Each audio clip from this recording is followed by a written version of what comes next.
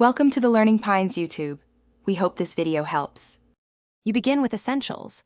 Confirm the battery and have a small tool ready. Once done, locate the mode and SET buttons or the crown on your Timex. Press mode repeatedly until the hour or minute digits flash. This tells the watch you're in time-setting mode. Make sure the seconds are visible. Resetting seconds to 0 avoids drift. If the digits don't flash, try pressing and holding mode for 3-5 seconds to force entry into the programming state. Now you adjust the core values.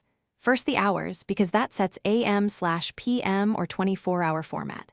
Use SET or the +/- buttons to increment. Hold the button to fast scroll when far off. Once hours are correct, move to minutes and advance in 1-minute steps to match an accurate time source.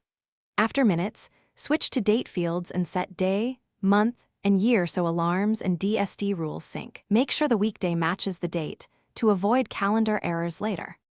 Finish by pressing mode to exit programming. Verify the time against a reliable source and watch for synchronization lag. If the watch loses time after setting, replace the battery or perform a full reset per your model because weak power causes drift.